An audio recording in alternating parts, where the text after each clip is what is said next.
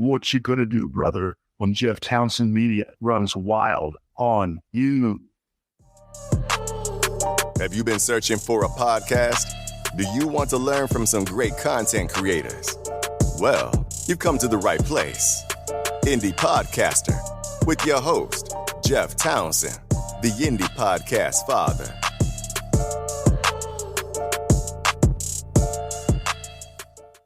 All right. This is Jeff Townsend. Thank you for checking out another episode of Indie Podcaster.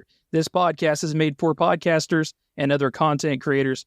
Certainly don't consider myself a guru, nor either do any of my friends that will be featured in these episodes. But what we do like to do is talk content creation, pick each other's brains, and have a good time. I'm proud to mention that this podcast is sponsored by Indie Drop-In. Now, let me tell you something about Indie Drop-In. This is an awesome network that my friend Greg has created.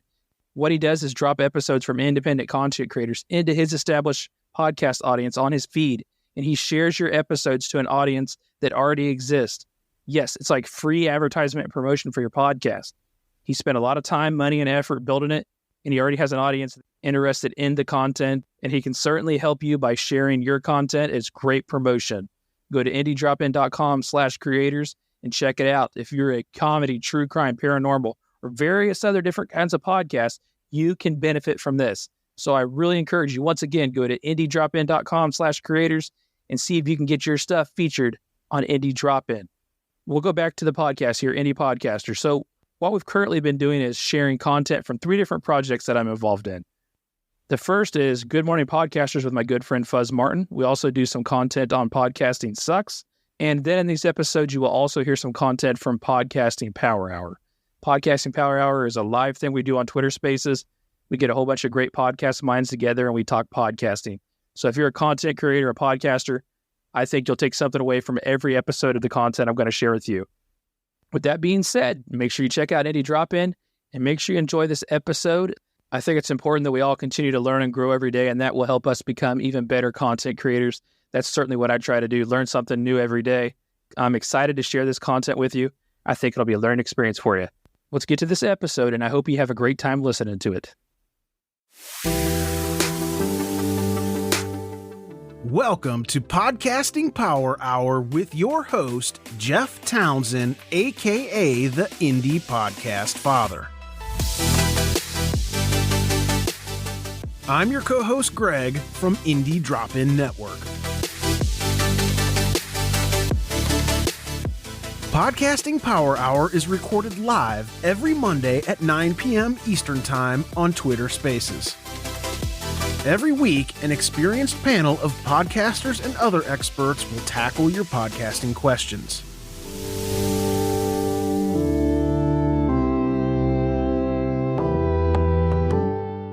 Special guests on the panel today: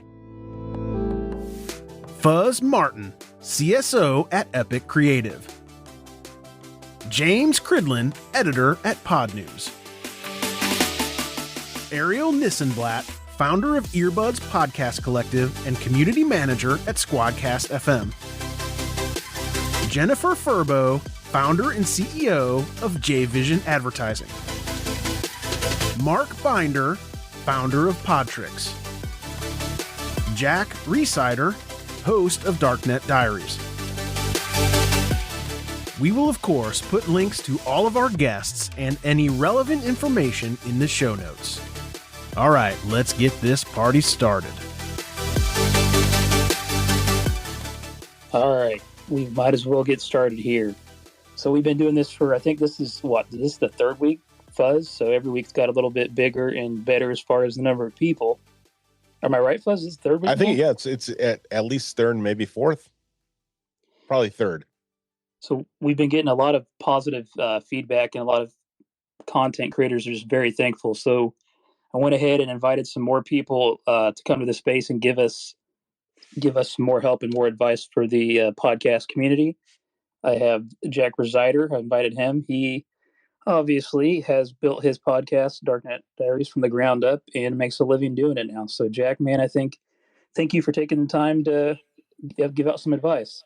Yeah, glad to be here. Yeah, and you're right. It's gone from 0 to, I think, 500,000 downloads per episode now. And yeah, that's my full-time job. So happy to share any wisdom I've learned over the years. Appreciate it, definitely. And Jen is here. She has dealt with some pretty big clients in the advertising and marketing space. So, Jen, thanks for joining the space. No, thank you for the invite. I really appreciate it. And yes, I'm happy to be here and to help out and give any tips and advices of marketing, advertising. I'm happy to be here. And of course, the man, the myth, the legend, Mr. James Cridland from Pod News. He made it here today. We had a meeting set once, and he slept through it. So it's a little bit later in your day, though, James. So thanks for taking the time to join. It is, yes. It's 11 o'clock in the morning tomorrow. So greetings from Australia. It's the perfect time for you. Everybody else says it's a little late. People in the UK are upset about it, but for James, it is the perfect time. Yeah, it's pretty good. I've been out. I've had my coffee. So everything's good here. So, like I said earlier, we're really just taking the time to talk through some of the challenges that you guys have going on this week with podcasting or just podcasting in general. With that being said, we'll get into it. Mark Binder, I know that you sent a request in and I missed it. Let me send you the invite.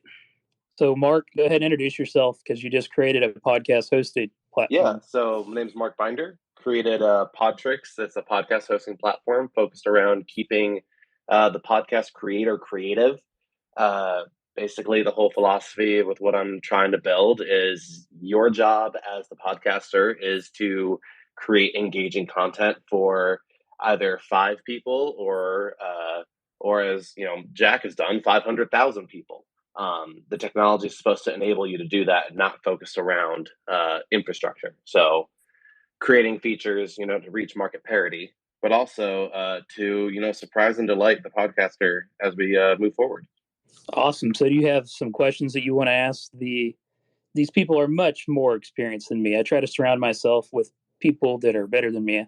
I think it's important to learn something new every day. I think we can all take that. So what do you got, Mark? The main thing is, as I'm starting to go into the surprise and delight phase of features, I would really love to hear what, the big creators and small creators alike, what features they're either missing from their podcast hosts or wish were better. So basically, I'd love to hear, features, your experiences, what platforms you like, which platforms you hate, and why. So you have a podcast hosting provider? Is that what you're running? Yes. So just like every website on the internet has a home, has an IP address, so does every audio file. That's where Podtrix fits in. It's where your audio physically lives online. Yeah, this is a tricky place to. I mean, when I see people ask me this question sometimes, and it's tricky to answer straight away because you really need to nail the basics first, right? Mm-hmm. You have to nail is this available 24 hours a day? Like this podcast must be available 24 hours a day all around the world, and as quick as to download as possible. You can't have lags where and be slow at downloading episodes when people need it. And so that's number one. And number two is having analytics and statistics of what's going on. An easy way to upload, an easy way to put your image on there, put the descriptions on there. Like there's a whole bunch of mechanics that a podcast host just needs to provide to begin with, and those are my favorite features, right? Those are the things that must happen and that must work before we even get into that's a nice to have, that's a really cool extra thing. You've really got to get that baseline stuff solid first. 100% agree. All that is there. Uploading of the audio, titles, descriptions, artwork, it's all there. The thing that I've been working on the most recently is the feed importer. So, it's really easy to start anew, but it's really difficult to migrate a large show over. So that's kind of right before I hopped on this space. That's what I was working on. That all that is there as far as, the basics. The feed importers is, I think, believed to be the last basic. But as far as surprising and delighting, one of the things that I've been thinking about is having the ability to look at previous download history once you've been on Podtrix for a while and recognizing the trends. And I don't know exactly mechanically how I'd go about doing it. It's just one of those ideas that you kind of play around with and then see. But if you see a sudden spike in downloads for a particular show, surface that in the UI for the podcast creator to look at and see, hey, what was it about this show that was different from other ones, so I can start creating similar content to this, or if something dipped for some reason, what was it about this show that didn't work? Yeah, those are cool. I think a lot of people obsess over analytics when they're podcasters, and you can really do a lot there. You know, you're given the basics. Here's what episodes got downloaded, how many times, and this sort of thing. But you could also pull in, comments that people have left on Apple Podcasts. You can pull in comments from some other podcast players have comments as well.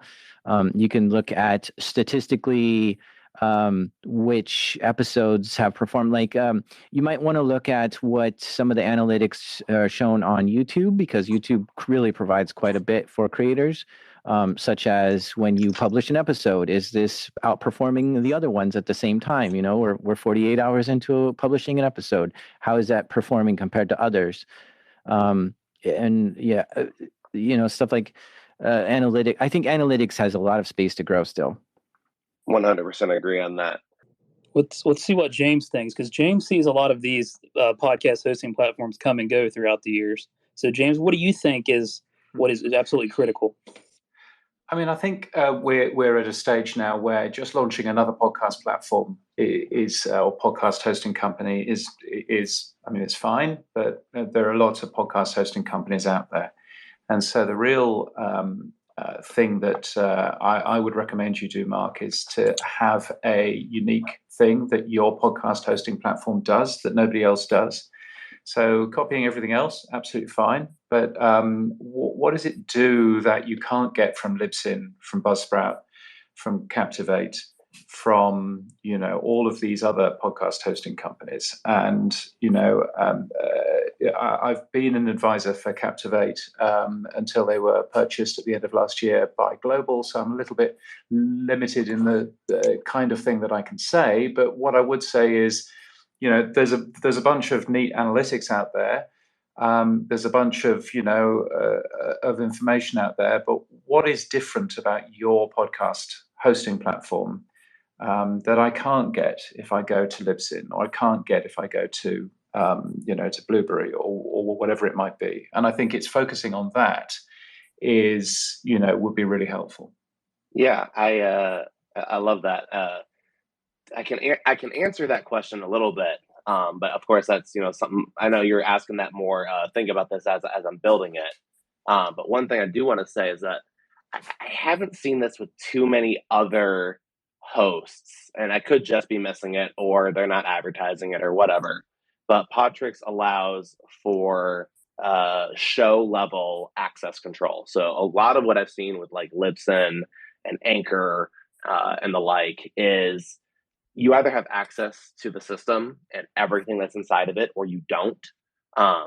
With Podtrix, you can have system level access, and then also separately from the system have show level access. So you may be an editor in the entire system. That's your default permission, but you only have access rights to the shows that you've explicitly been added to. Yeah. So that's a feature which is in Omni Studio. It's a feature which is in Captivate. It's a feature which is in quite a lot of people. But I agree that is a useful tool to enable you to appeal to the serious podcaster that might be out there doing getting editors and things involved in that sort of thing. So I think it's certainly worthwhile having a look at that. The other thing, I think there's a real opportunity for supporting the new Podcast 2.0 tags. Everything from enabling people to post transcripts to within the RSS feed to doing value for value, crypto stuff, to doing location-based, information, and really keeping on top of the Podcasting 2.0 thing. There are some Podcasting 2.0 podcast hosts out there, but not very many who are supporting many of the new tags. And that might be, the unique selling point that you have is that you're supporting more of those than other podcast hosting companies. Yeah, I've become aware of Podcast 2.0, and I definitely have some tags set aside that I want to start supporting. I think There's a couple I think that I either am supporting in production or it's on staging right now. I forget what they are off the top of my head. But yeah, that's definitely something that is up next Yeah. to really start diving into. Yeah, so I would dive into that, and I would also use there's a bunch of open tools out there around for your analytics in terms of user agent lists, in terms of that kind of stuff to actually give really good analytics. And I think I don't know what a typical podcast, what a typical podcaster sees on your platform, but if they're seeing more than 10% of their podcast downloads being marked as from an unknown player, then you got a problem there. So working on really good analytics in terms of where things are getting played is something that I don't see too many podcast hosts doing. So quite a lot of this, I guess, is not around new features, but it's around differentiation. What can Podtrix do that other, what are the tricks that Podtrix does? Yeah. That other people aren't doing, because otherwise you end up being just another podcast host, and that's not particularly helpful. Exactly. No, I agree with that. I guess there's a lot more. Every time I have a conversation with somebody, I'm like, "Hey, I've got it figured out." Oh, no, just kidding. I think for me, it's always a lot of the things that, like, I'm on Captivate. Obviously, they have a lot of things that make our lives easier as content creators. So that's a big thing for me. What about you, Fuzz?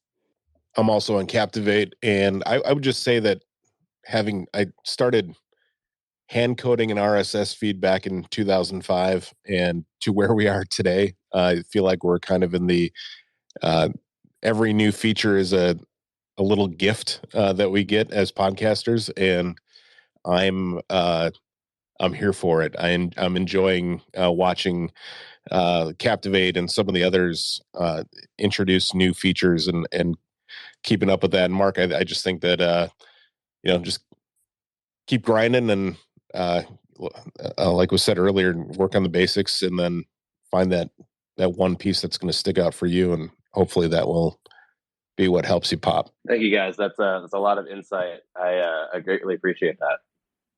Hey, no problem at all. Looks like we have the Blue Collar Enlightenment Show. Spoke with you several times. You have a question or challenges that you're facing this week that you'd like to discuss? Marketing. That's kind of my biggest issue, is trying to get more people to come and stay on the show. So what are you currently doing? I do all over my platforms, Facebook, Twitter. Word of mouth is a big one. Talking to other people and having the other people that I have on my show, because it's interview based, promote their episodes and the show in general. But I'm trying to keep going and keep the numbers going up instead of down. Before I pass it off to, I know Jack and Jen came off of the mute for a second, but so real quick, what exactly, if you could quickly explain what your show is about and who do you think it appeals to? Who are you trying to reach out to with your show? So my show is about me, a blue-collar guy, and I am searching out in the world of the people that are doing interesting things, and I want to talk to them, bring them on the show, ask them questions, because some people follow those people, and then they'll come to my show, and maybe they'll think that I'm interesting, or they can come to the show, my interviews about their journey. Maybe they can relate. Maybe they're trying to have a book come out or start a YouTube channel, or so on and so forth, that kind of thing. Jack, you want to start it off? Sure. Yeah, I think some stuff that's helped for me is to kind of inject yourself into these circles, right? So you are talking with creators, it sounds like. Where are the creator communities online? Where are people creating things? How can you be more present in those spaces? And offer some advice, give some, good stories that you've found and shared, and this kind of thing. And that gets people more interested. Like, hey, I want to get into this YouTube creation process. It looks like this guy's talking about it a lot. I'm going to follow him, right? And so you got a new follower, whether it's on Twitter or whatever, and then they look at your bio and they see, oh, this guy's got a podcast, right? So I think just being part of the creator community goes a long way. But I like the way you framed it at the beginning. The question was, how do I get listeners to kind of stick around longer and enjoy it? And I think you have to be, you have to find what the value add that you want your listeners to take away from, and then just deliver that as much as possible, right? So if you want them to be more educated or feel like the show is funny, right? And they feel, funnier, like they get laughter out of it, or they feel more inspired, or whatever it is, you want to grab that emotion, that feeling that you want them to take away from it, and just hunt for that in every single interview you do and every single episode. And if it's not hitting in those episodes, like, oh, this one just kind of fell flat, you got to cut it. You got to say that one just didn't fit in what I want in the show to be. And that's okay. It's all right to cut some episodes out. And if you can kind of be that tastemaker of pulling in the greatest conversations and the real interesting stuff and delivering that to the audience, where they're like, I know this is always going to be something really interesting to me, and it's going to give me this kind of feeling. I'm going to tune in every time. I'm the kind of person that wants my listeners to catch up on every single episode, and they're never behind on one, versus maybe somebody else who publishes 5 times a week. They just want more content out there. So you kind of have to figure out, do I want more content, or do I want the content to just really be the best content, and people take away from that. So I don't always have the right school of thought for everyone. So some people have different ways of doing it, but I mean, these are some things that I think might help.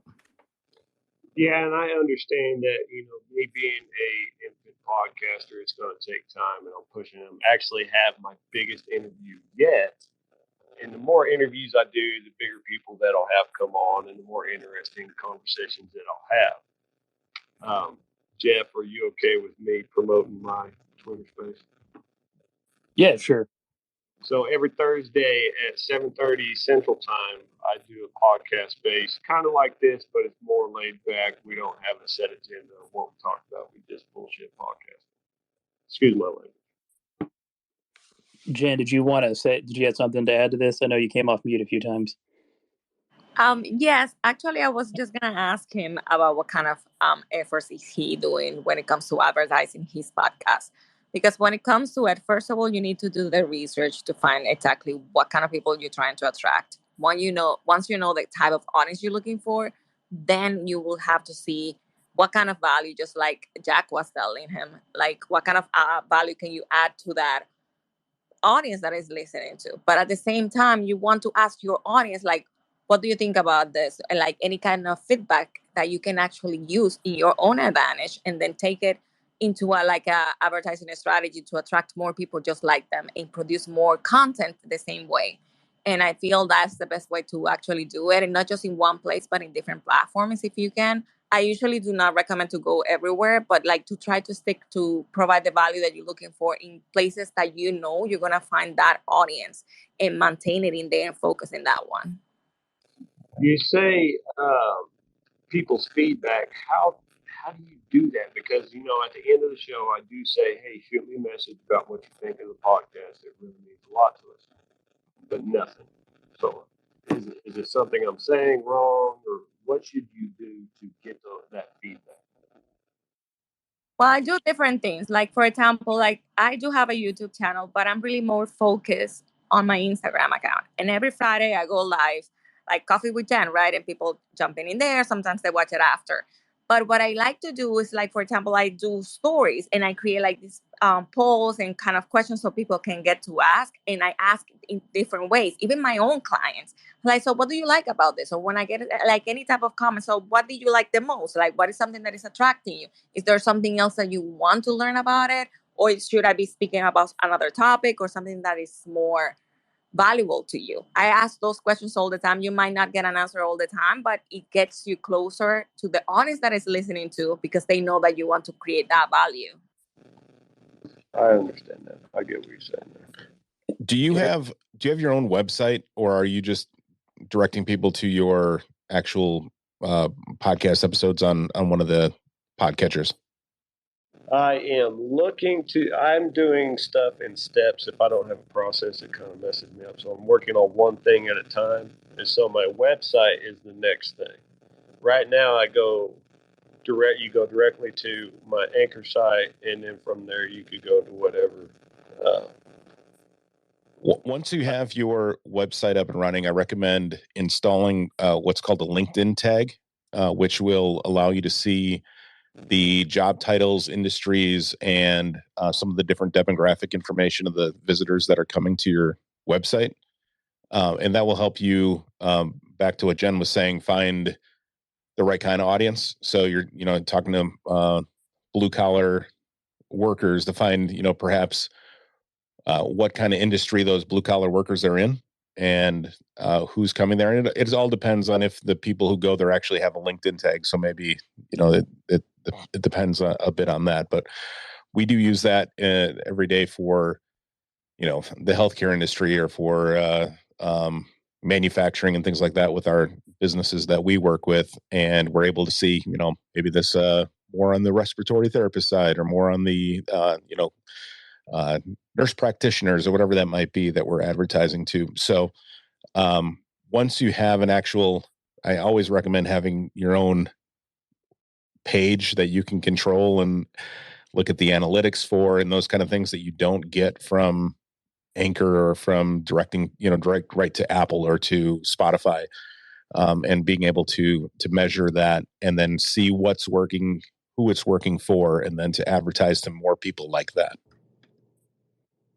Ariel, do you have any advice on how to get feedback from your listeners? What are some creative things that you've done or heard of that you just said asking on his podcast at the end is not working?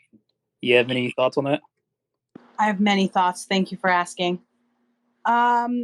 It could. How many listeners do you have is a big question, because if you have 200 listeners per episode, there's a good chance that.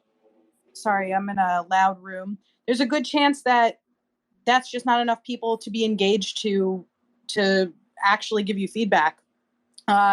So that could be something just to think about, is you might not be getting feedback because your sample size is not big enough. And yes, there are some audiences that have 200 people, and those 200 people are all very engaged, but you just never know when you're catching those people. They could be listening to your show when they're in the 6th hour of their car ride, and they just have no chance of responding to you right then and there. And because of that, they're going to forget about it because they also listen to 5 other podcasts. So that's just something to think about. Maybe it'll make you feel a little less like, oh, why is nobody responding to me? Sometimes it's just because you are one of the approximately 8 podcasts that they're listening to per week, and they listen to you as part of their routine, and you're so entrenched in their routine that they don't even think of you as something, that they need to do besides when they're listening to you. But then another thing to do, just maybe try this out, is when you are asking for ratings and reviews on your show, give people something specific to respond to. So everybody says, hey, before you go, leave us a rating and review. It really helps us. It doesn't really help you except for in social proof. That's, this was debunked a while ago from Apple, that it moves you up in the algorithm or anything like that. So maybe just appealing to people where they are and really telling the truth and saying, hey, it doesn't really help us move up in the algorithm, but it really does help me understand what you like about the show. And maybe just being honest with them will help, and say, like, I really do need to hear from you because I don't know why I'm making this show otherwise. You could always try that tactic and just be very, very frank with them. And then just on a lighter note, you could also say something like, we would love it if you'd leave a rating and review. If you don't know what to say, tell me what you had for dinner today, or something better yet, more related to your show. I am writing every one of these things down just so I have them. I appreciate it, y'all. I am recording it too, so you don't have to write it down. You can listen to it right after if you want to. Go ahead, Jack. Just to give some context on what Ariel was saying with the sample size, I get about 1% of my listeners to do what I say. So if I say, message me, tell me what you think, leave a review, buy this product, whatever, it's 1% of my audience. That's so fast. yeah. Yeah, but repetition is what is gonna get you there. Yeah, I mean, I think when it comes to repetition, so Jack, that 1%, you're going to have some people tuning in, some people responding to your calls to action some weeks, some people responding other times, and then a good percentage is never going to respond. Do you have any data on that?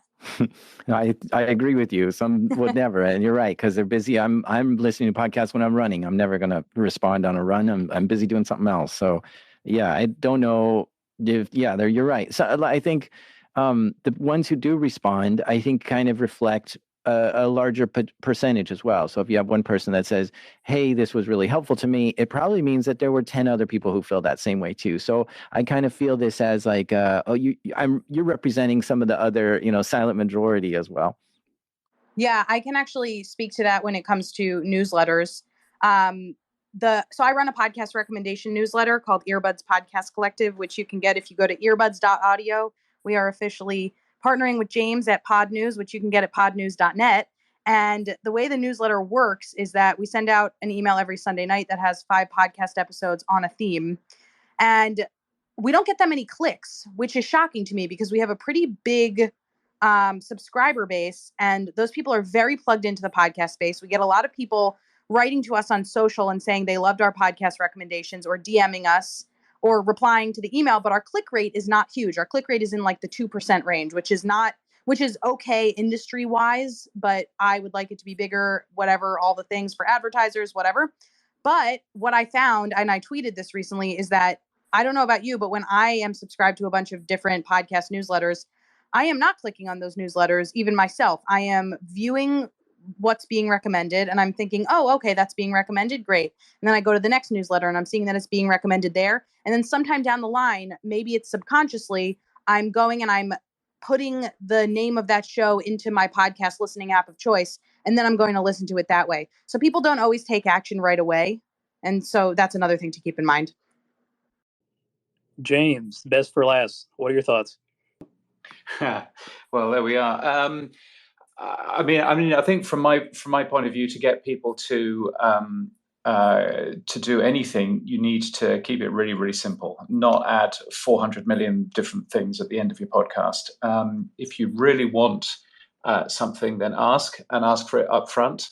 That it typically works rather better than throwing in, give us 5 stars. That would be really helpful. Please tell your friends. Please, give us feedback. Maybe you'll give us feedback on Podchaser, or maybe on Apple Podcasts, or, send us a postcard. Here's our address, and, all that kind of stuff. That's not going to be the easiest thing to end up doing. So if you want something from your audience, ask them for one thing and make it really clear why you're asking and what you'd like to know. All right.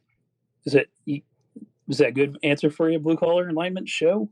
Yes, sir. I won't take it any more of the time. No, and I think, the longer you do it and you get into it, then you start realizing these kind of things. But yeah, really keeping it simple is critical, because you don't want to make it any harder, give your listeners, more work. Fuzz, what do you think? No, I agree. I think that you want to make it simple, and really just, again, find out who your audience is and provide the best product to them, and market to the right people. And that's what you got to do. If anybody else has a question, don't hesitate to go ahead and request the microphone. We'll go on to Ankur. Go ahead. Hi, everyone. So I actually am involved in this podcast called Software Engineering Daily. So I manage the operations there. Before that, I've been a listener of Darknet Diaries and Lex Fridman podcast, and also Software Engineering Daily. So I just want to share one of my experiences with the Lex Fridman podcast. I was one of the first listeners of those podcasts. So Lex created a Discord server which had 100 people in the beginning, and it grew really from there. And his episodes were really technical, deep learning, and all kinds of stuff. But the audience of that podcast was just not the technical people. It was people who were played great guitars, or painters, or artists. So people from all sports of life were involved in that to grow that podcast. And I think Lex had this habit of engaging with their audience with his audience in such a great way that he used to actually, discuss research papers. So he used to discuss the Turing paper and kind of stuff with people on the Discord voice chat. So like that experience has been so, and now he has like millions of listeners. So he probably does not even remember us, but I was one of the first listeners of that podcast. I had a different question. So we are like right now we have like 30K listeners per episode on Software Engineering Daily, and we are trying to create new forms of a podcast. So like Web3 and all kind of the different domains that are coming right now. And I just want to understand like what's the best way to diversify from here without like starting from scratch all over again. So diversify as in create new podcasts or go into new areas in the current podcast? Create new podcasts. Well, I mean, you're a creator, you're making a podcast, and it's probably not the last thing you create. So, you kind of have to look at this as a journey where each thing you create, you can try to take that audience to the next thing you're working on. And if you create another podcast, you should self-promote it in the Software Engineering Daily podcast, which you already, have a piece in. So, yeah, I mean, using your current podcast to cross-promote to the other one is one of the best marketing tricks that I've ever seen. So definitely use that. Okay, that's quite helpful. Thank you. I'm going to jump in there. For the Software Engineering Daily podcast, I've listened to it for probably 2 or 3 years. And I was actually working with Jeff on it right as COVID hit. I was help doing the marketing and promotions for it. My biggest piece of advice, because of the polarizing nature of Web3, is I don't want to say avoid it like the plague, because it could be the future. But at the same time, the Software Engineering Daily podcast is very much focused on like established best practices.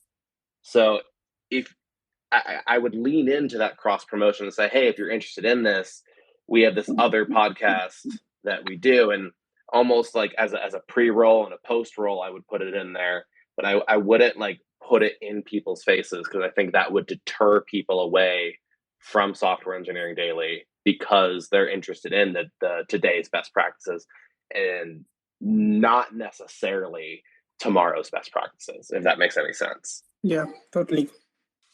And Kerr, is the Lex Friedman Discord still around, or did it get shut down? So I left it because Lex was not active anymore. But I know a few people, and they say like there's not much activity in that Discord now. So, but when it started, it had a lot of activity, and he used to read research papers like every Saturday. Sometimes even he used to read like poetries in that tower. Yeah, James or anybody else have anything to add? I honestly do not. I don't want to act like I'm just going to throw shit on the wall and see if it sticks. So anybody else, feel free if you have anything to add. All right. Yeah, we appreciate you taking the time to come up and ask that. Podcasting Power Hour is part of Indie Drop-In Network. If you are a podcaster looking to grow your listeners, check out IndieDropIn.com. Indie Drop-In is always free, and we have opportunities right now for comedy, true crime, scary, and paranormal podcasts. Just go to IndieDropIn.com to learn more. Digital dissection. Mark, I know it's you on there. I know you have a great question. I'm sure you always do. Hey, Jeff, thanks for inviting me. I apologize, I was a little late, but the question I came in with actually does kind of piggyback off of what was just covered, because we started doing a mini series that kind of accompanies what we do on our main show, because the main show that we do covers pop culture, and we go through what I get basically just to whittle it down. Millennials that remember the 80s will typically be the crowd we're going for. And when we launched this mini series, it was not necessarily to break away from pop culture, but to tap into some of these other areas within podcasts that we've always kind of wanted to look at, which was, things like true crime, some of the more mysterious aspects of pop culture, stuff that's kind of on the fringe of what we would normally do. And the problem that we've kind of run into now is that we are seeing some of the folks that listen to our main show tap into the miniseries, but we're seeing the miniseries be more successful. And it's a really weird place to be right now. And just to kind of poll everyone that's here, I mean, where would you be at in terms of you just follow the flow of what people are kind of looking at and maybe pull back on the other show? I mean, I'm kind of at a crossroads and interested in everyone's thoughts on it. Success is always a difficult thing to navigate, isn't it? Yeah, it's weird. James, are you still awake over there in Australia? Yeah, I'm still awake. Yeah. I think success is really difficult because success for different people means different things. And if you are wanting to become a millionaire, then that's very different from if you are wanting to spread your influence to other people, or you're wanting to use your podcast as an opportunity to travel the world, or whatever it might end up being. So really, success is what you make of it. And yeah, so it's a difficult one to kind of, to kind of think about in that sort of side. What I do see, in terms of successful shows, they're shows which have been around for years and years and years, and they're consistent, and you know what they stand for. And Jack's podcast is a great example of that. It's a podcast which has been around for many years now. Everybody understands what you're likely to get in terms of the next episode. And I think from that point of view, it's a great example. There are plenty of shows which appear and then they exist for 12 episodes and then they disappear, which doesn't seem to me to be the world's greatest plan, to be honest. So so it's always interesting seeing that. Yeah. I'm just trying to figure out what the problem is here. So you started a second podcast that's going really well. What's the issue that you need help tackling? So actually, James kind of answered the question for me, at least, thinking about maybe not being so quick to kind of run away from what we've been doing with our other show, since we've only been doing podcasting for a little bit over a year now. So for me, it's not like we're thinking about it being a job replacement by any means. For me, it was more about maybe more of a knee-jerk reaction. And to James' point on this, I think it is important for me to consider maybe looking at not one doing better early on than the other one, and maybe just seeing what this looks like. I don't know, maybe month over month, or the twice a year check into it, or even year over year, and maybe look more internally than anything. But I actually think he answered my question. That's and I appreciate that.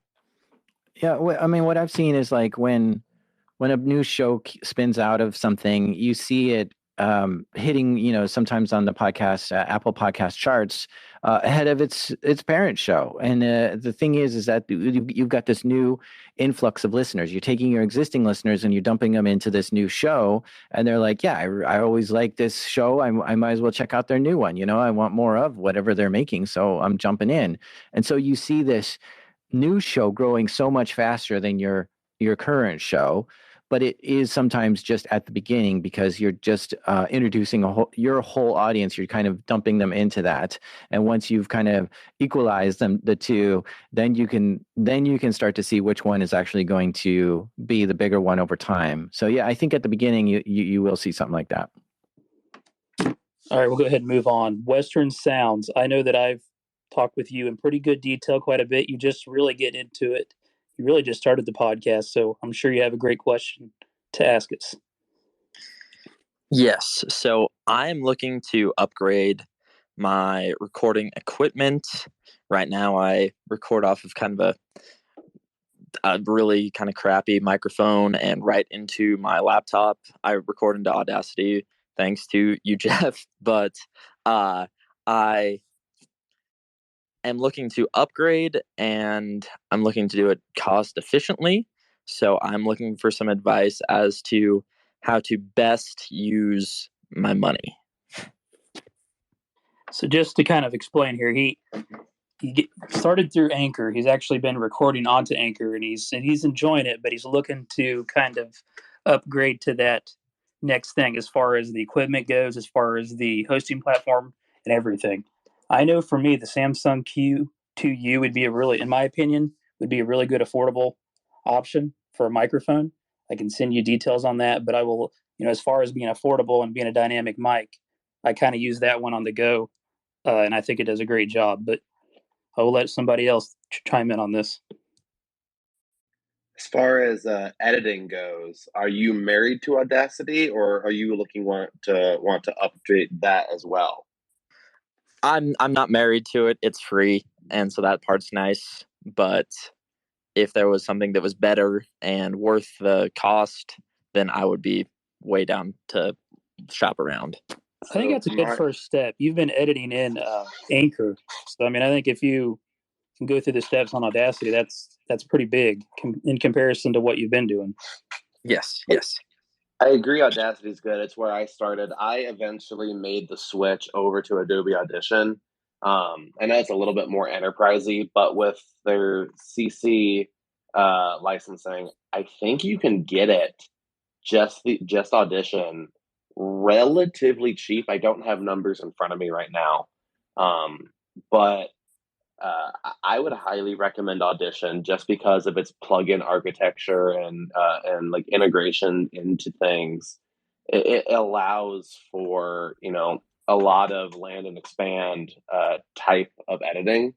You can you can introduce different types of audio processors into the editing experience, so you don't have to do it while you're recording. I would highly recommend that just because that's just personal preference. Adobe Audition, I'm drinking the Kool-Aid there, but that's my recommendation. I would just ask, is there something right now that you feel is falling flat with your show? Because I wouldn't just go spending money if you, unless there's something that you feel isn't working. And if there's like that one specific thing that you need advice on how to spend your money, there's I don't know here right now that can give you some advice on what to spend your money on. But I would say, don't spend it if you don't need to. If that's working for you, keep going that route until you hit a wall and need to adjust. I spend a lot of money on podcast stuff, but only because that's my hobby and that's where I spend my extra spending money. But if you're doing it to make money, I would say keep it as lean as possible until you're in the black. And other than that, we can all here spend your money 1,000 different ways for you, and we'll all have different opinions on that. Yeah, I think my mic could use an upgrade. I'm only really doing this with my spare money at the time anyway, so it's more of a hobby for me right now. If I would start making money on it, then I would keep it a little bit leaner, but right now I'm just kind of doing it for fun and want it to be better, if that makes sense. Do you have any podcaster friends who pod faded and their mic's just sitting in a drawer somewhere that you could say, hey, can I just borrow that to see how it sounds? I don't right now. I might ask around, but as of right now, I don't. Jeff, what was that mic that you and I were talking about the other day? Yeah, no, I used the Shure MV7, but I mean, we were talking about, I also use the Samsung Q2U. It's like $60, I think. It's a dynamic mic. It's good. That one's USB and XLR, right? I hear him pulling it out of the drawer. Yes. Yeah. Just as a good transitional mic. I mean, that's if you're running USB now and not XLR, and you decide in the future to upgrade your recording device, then you can go to an XLR if you're currently using USB, and that's kind of the next step up. Awesome. Thank you guys. I really appreciate it. Anybody else have any other thoughts on that before we move on to Chris? I mean, the only other thing that I would add is USB mics aren't a middle ground. They can be the microphone that you end up using, depending on what your show is, is about. The MV7 is a perfectly capable microphone without ever plugging in an XLR thing into it. And I also think it's just worthwhile bearing in mind that there are audio editors for music, of which Adobe Audition is most certainly one of those, or Reaper, or any of these other very over-specified audio editors. There's a really good audio editor which is specifically for speech, therefore specifically for podcasting. It's called Hindenburg. It'll cost you $9 a month.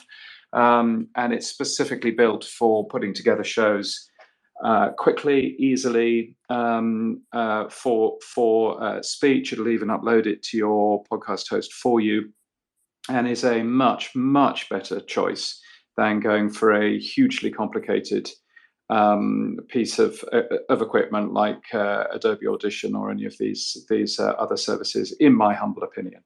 And so, just worthwhile knowing that there are other tools out there that make it easy, simple, and quick for you to edit. Which, frankly, much of the reason why people pod fade is that they just get tired of editing. They get tired of the drudgery around their creativity, and I'm a big fan of getting rid of all of that and to focus on keeping time for being creative rather than fiddling around with XLR microphones and complicated audio editors, when you can just do a great job with something which is made for the job. Yeah, I like Hindenburg as well as an audio editor. And the reason why I don't want to use Audacity is because there's this thing called what is it called? Self-destructive, non-destructive editing. So when you cut off the end of a clip on Audacity, you can't get that back unless you re-import that audio. And to me, that was just really anxiety inducing, because I'm like, do I really want to remove this forever? And it's like, oh no, I actually wish I kept that one extra second on there. Oh, this is really driving me nuts. Exactly. So with the Hindenburg, you can cut it off, but then regrow it if you want, make it bigger again. And pretty much anything other than Audacity does this. So it's not just Hindenburg. But I agree with James that Hindenburg kind of boils it down to just, this is the stuff you need for speech. We don't have all these really fancy plugins and extra things that you don't really need unless you're making music or something else. And so it does kind of simplify it, and it gives you everything you need. So Hindenburg is a really cool thing. You can try it for free for like 90 days. And the other thing just to bear in mind is that Audacity is owned by a company in Russia and is sending back information about you. Not very much information, but it is sending some information back about you to the Russian owner of that company. If you're cool with that, then that's fine. But it's just worthwhile you being aware of that. Important to note that, James. Okay, we'll go ahead and move on to Chris. Chris has a podcast that he's growing pretty quickly and doing a great job. So, Chris, I'm sure you have something awesome to ask. Thanks for joining us, man. Hey, Jeff, thanks for inviting me up here to ask a question. I have, since there's so many great minds in here, I'm going to ask one question in two parts. That way it's still one question. Number one, we are exactly 90 days old today. So we dropped our first episode exactly 90 days ago. And since then, all I've worked on, we've never done this before or anything. So I had to learn with YouTube how to like edit and everything. So we've just worked on audio for the last 90 days. How important, and it's been in Audacity, and I did not know that about Russia. And that's what I've used because that's what was the most accessible on YouTube at the time. There were so many videos. But how important is it going to be for us to start to edit video and put out video versus just audio? Like, is this something I need to transition to a new software and just get used to it because everybody's going to video? That's the first part of the question. And my second part is, when it comes to monetization, we're building a little podcast network right now. We just put our second podcast out. Is downloads or time? What is more important for monetization, the downloads, or do we just need to put time in first? Learning. Thank you. So the first question about video, I think the most popular podcasts out there, like if you look at the top 200 on Apple Podcasts, the majority of them don't have video. So you can go your whole podcasting career without worrying about video, and that's the reason why I podcast, is so I don't have to think about props and makeup and backgrounds and all this kind of stuff. I could just focus on audio only. But I think I saw something in Pod News recently which said that the podcasters who do create video, such as Lex Friedman, Joe Rogan, these kind of shows, what's some others, Huberman Lab, this kind of stuff, they're getting more listeners on the video version versus the audio, which is really some striking numbers to me. And James, please correct me if you saw something differently than that. But I think video is completely optional. But if you want to have your face on there, YouTube is also doing some pushes to get more podcasts going. I can imagine in the next few months we're going to see a whole podcasting section on YouTube to kind of give podcasters some sunlight there. So it's kind of exciting to get a show on YouTube, even with minimal visuals. Just maybe a looping animation or something could help ride that wave of whatever YouTube's plan on doing. I think it's also important to ask yourself, where do you want to engage with your listeners? Do you want to manage multiple incoming channels? If you are getting responses from your listeners, do you want to reply to emails or reply to like pod inboxes? If you add YouTube in the video format, one of the key things that YouTube looks at is, comments and comment engagement. So if you're going to be encouraging video, naturally there's going to be the YouTube comments, which of course you can turn off if you want to, but I wouldn't recommend that. But do you have the time to reply to the comments to foster that engagement? It's all about the time and where do you want to take this? And I think before you even get there, do you have time to make videos, and do you have time to make videos well? Because shitty content is not going to have a place anywhere in the future. There's just too many other shows to choose from. Your show has to be amazing, both audio and video. And so, I've seen people think, oh, I need to get on YouTube because everybody says I need to get on YouTube. That's definitely not a reason to get on YouTube. Especially if you don't have the equipment, if your video quality is shaky, or looks like there's a film over the camera. It's got to be a nice camera, unfortunately, and that can be expensive, and that can be really time consuming, and then expensive to pay people to make it not time consuming for you. So a lot of things to consider. And I think the number one thing here is you don't need to get into YouTube now just because people are saying to get into YouTube. And if you get into YouTube in 3 years and you make a great product, then no one's going to be like, oh, they didn't get in 3 years ago, therefore I won't listen to their shit or watch their shit. People are going to watch it if it's great. Yeah, well said. There was a second question there as well, which is monetization. And I just want to kind of step back from that question and underline what I think there are the three biggest challenges that podcasters face today. And the first one is making great content. And that might take 6 months to a year to figure out what that is. What's the stuff that's just really, landing with listeners and making it so that if you were to shut the show down, they'd be so upset with you. Like something great is making something great, something worth listening to, because people turn off good shows to listen to great shows. And so you really want to try to make a great show. That's kind of the first big challenge to get over. The second big challenge is building an audience, which is like, okay, now we've got something great. Let's market it. Let's build it. Let's grow it. Let's, advertise for it, whatever the case is. And that takes a long time as well. Shows don't grow successfully overnight. They take a long time. It's a long cycle. And then the third big challenge is that monetization, which is what you're asking about. Figuring out who is the sponsors, trying to find them. How do I put ads in there? And if it's not monetization, it's just keeping going, because sometimes we run out of steam, or it's not giving us back what we thought this podcast thing was going to give us. So it's just kind of not giving up. And so what's going to keep you there to keep going so you don't have to give up? And so, yeah, I mean, that brings us to the question, which is, what are sponsors looking for? And its number of downloads per episode is kind of the industry standard. People charge somewhere around $20 to $30 per 1,000 downloads. So I wouldn't really start even looking at this until maybe you hit 5,000 downloads per episode. And then you can maybe play around with affiliate ads or something like that, just to kind of tickle it and see how it feels. But once you get in like the 20,000 downloads per episode range, things actually, like ad deals, start to make more sense and sponsors make more sense. Thank you. That was a big help. Thank you, guys. I'll just add one more thing to that, which is that Podcorn is a great resource if you want to try out sponsorships or try out your luck in pitching for sponsorships. That's podcorn.fm.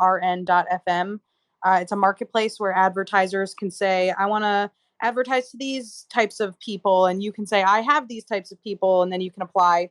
You can do a vocal ad, you can record a voice clip, or you can write your pitch. And of course, there are best practices for both of those things. And there's many reasons why you would be accepted or not by these advertisers. So that's a fun way to play around with a potential ad goal. But then another thing to think about is, are you getting enough engagement from your listeners, whether that's on social, whether that's ratings and reviews? Are you hearing from your listeners enough to know that they are going to take action when you tell them to buy a product? Because or else you are not going to be a great ad partner for an advertiser or a brand, and you want to prove your worth so that they come back around again. So if right now is not the time, spend your time building up your quality of your content, your engagement, your listenership, and all that before you go after asking for somebody to pay to be on your show. Fuzz, Jen, James, anything to add to this? I don't particularly know. There we go. Ariel has said everything that I was going to. No, I think Chris also just knowing a little bit more, because I engage with him daily. He's definitely at that point now where as far as the number of listeners, and the engagement he gets, he's ready. But it's about taking that next step for Chris. Chris, thanks for asking your question, man. I appreciate you inviting me, Jeff. Hey, no problem. To you, Ike, I know you have a question to ask. Hey guys, hey Jeff. Thanks for bringing me up. So I'm going through a lot of things with the podcast industry, kind of doing a lot more research. And one thing that I've gotten myself into is that I help a lot of podcasters outside the United States. And I bring more people into podcasting from Africa, from the Caribbean, and now we're going into Latin America.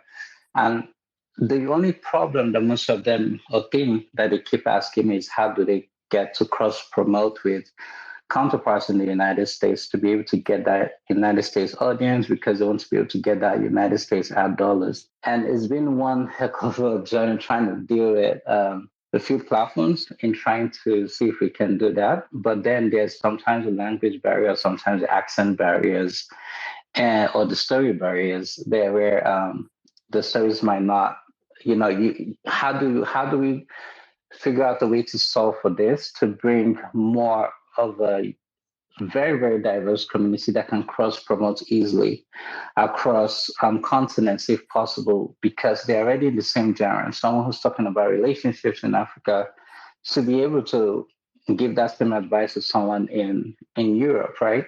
But what are there platforms that have been created for this, or is there something that I'm missing and having to help these people kind of cross promote into Europe or into United States on that? And that's what I really have been trying to solve this past 2 weeks, since the last time we spoke, Jeff. That's it. Well, I've done quite a few cross promotions, so I can share some experiences here.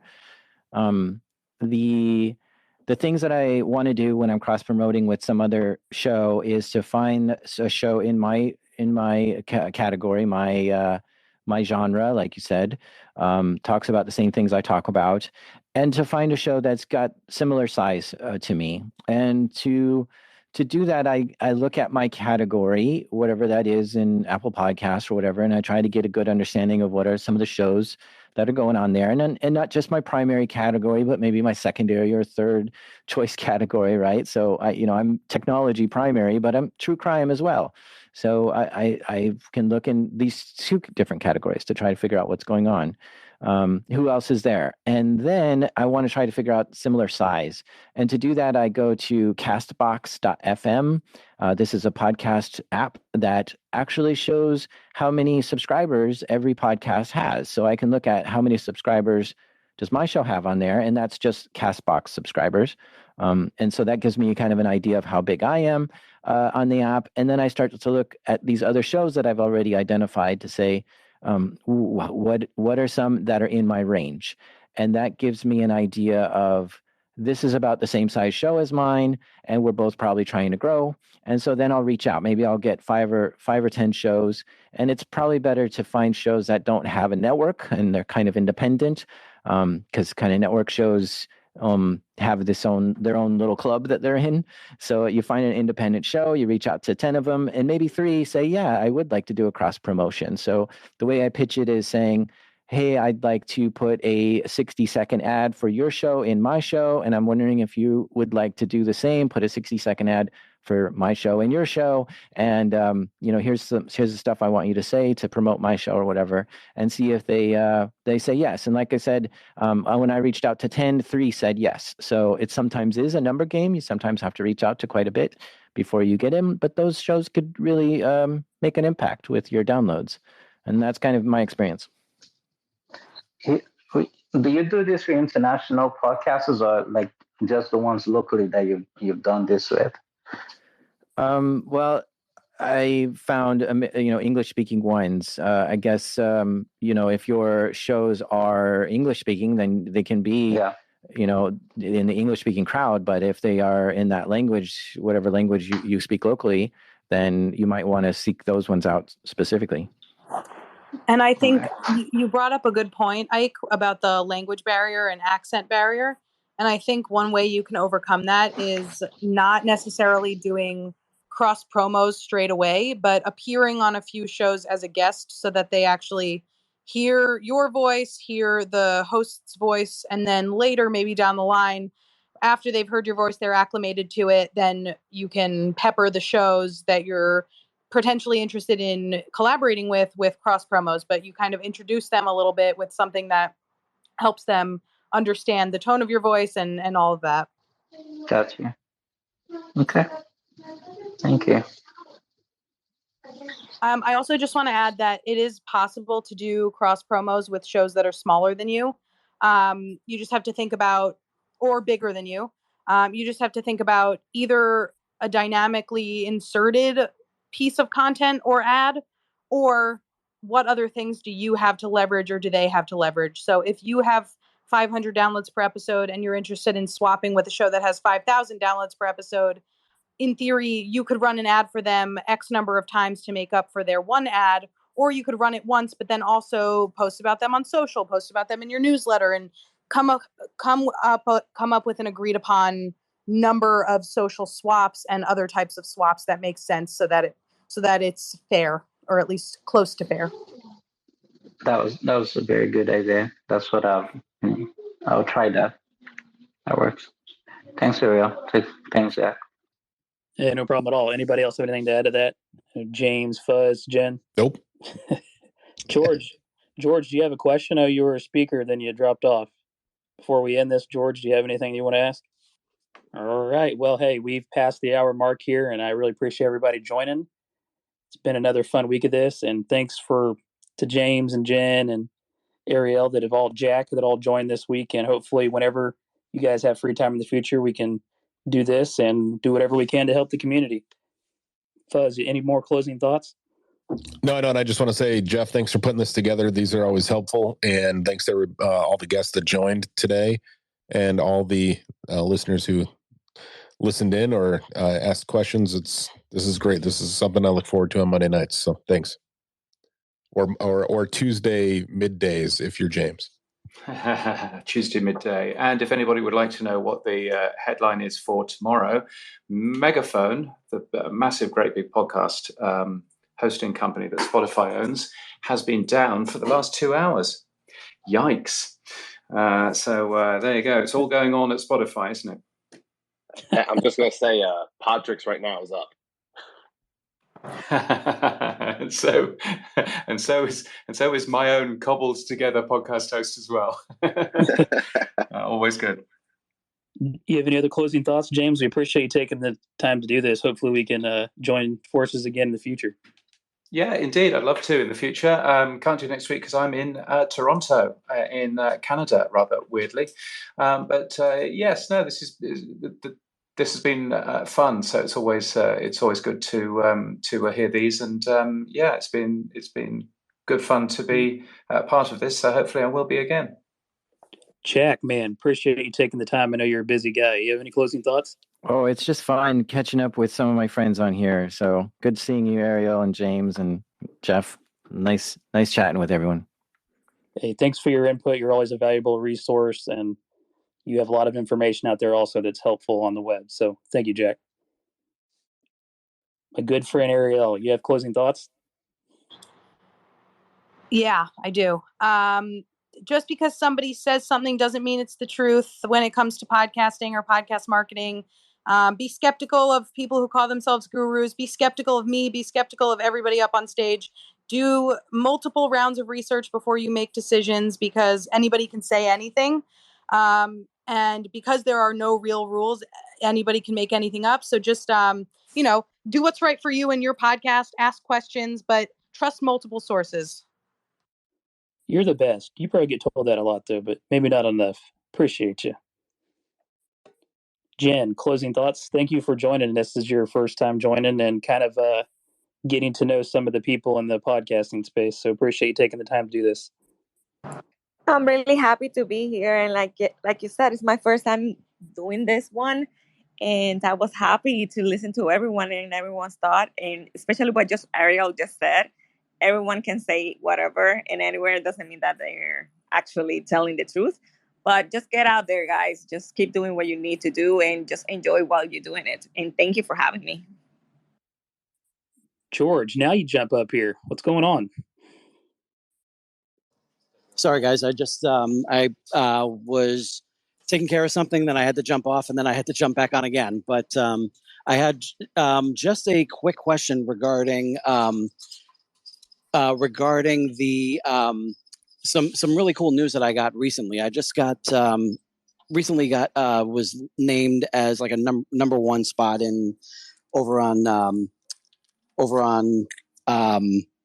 Good Pods, and I know that I know that it's it's a new platform and everything, and it's something that not one to take fully seriously and everything.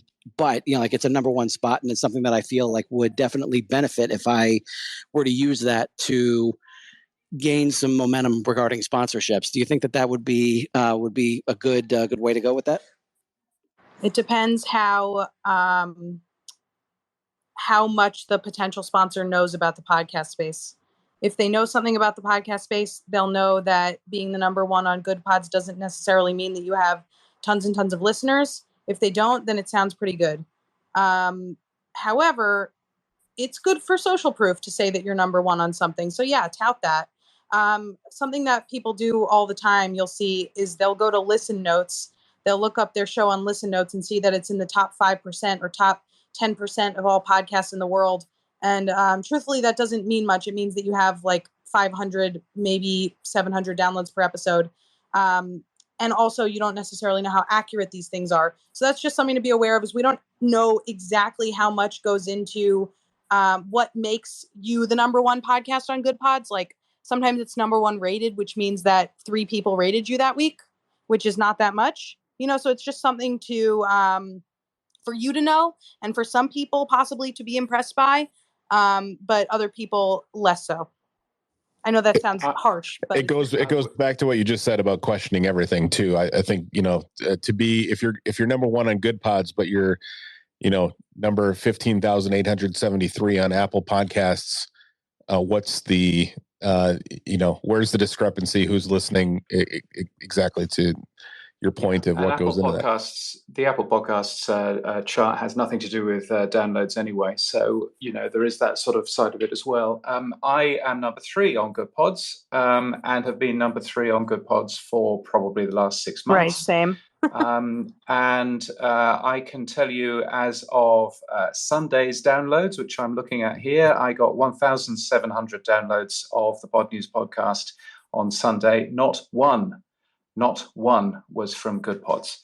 I'm sure I could find some Good Pods if I searched hard.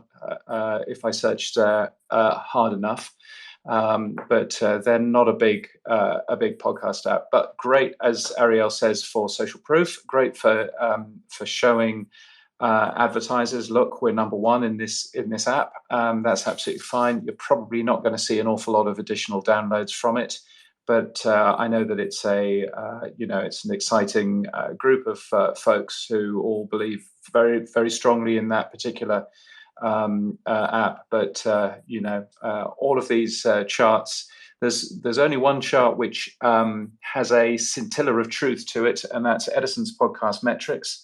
And Edison's podcast metrics are, they only show you the top 100 podcasts. It's only for the US, and it's an awful lot of work to get even those. So unfortunately, the other charts aren't particularly helpful, but they're good social proof and good for bragging about. Come on, Jay. An incredible place to interact with your audience. So what I've been doing on my podcast is every week, if people listen on Good Pods and leave me a rating or a review, or even just like it shows that they've listened, I shout them out. So that's a fun thing to do.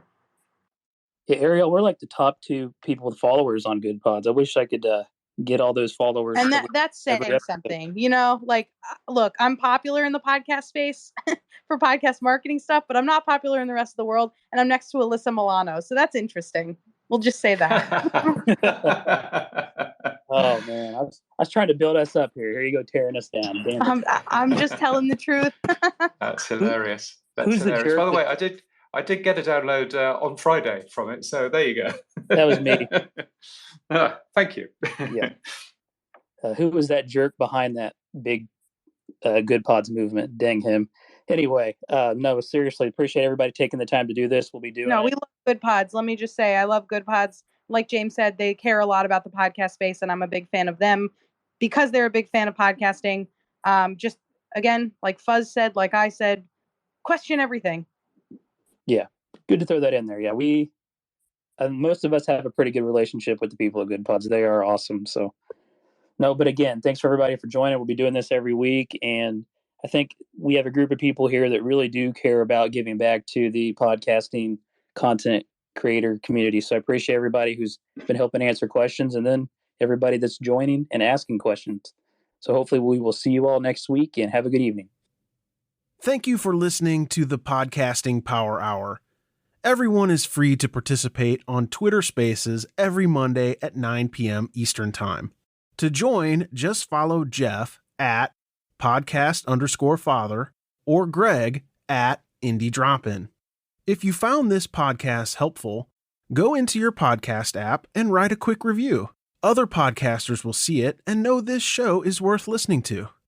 Also, I'll put a few links in the show notes for ways you can support the show. I think by now you know we love our coffee. Have a great week. Thank you for checking out this episode of Indie Podcaster. I really do appreciate it. If you're interested in learning more about this podcast, you can go to podcastfather.com. If you're interested in all the different kind of work that I'm doing, you can go to jefftownsend.media. Contact form on there, various other different podcasts and projects that I'm involved in that I think you will enjoy. But again, thank you for supporting me, and make sure you support Indie Drop-In Network like we covered in the beginning. Get your podcast featured on there. Until I see you next time, take care of yourself and keep being you and keep being great.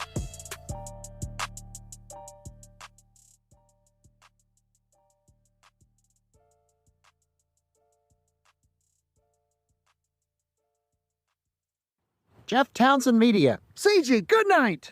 And the question is, do I stay here? Will you be back? Are you gonna come back? Will you be back? Are you coming back?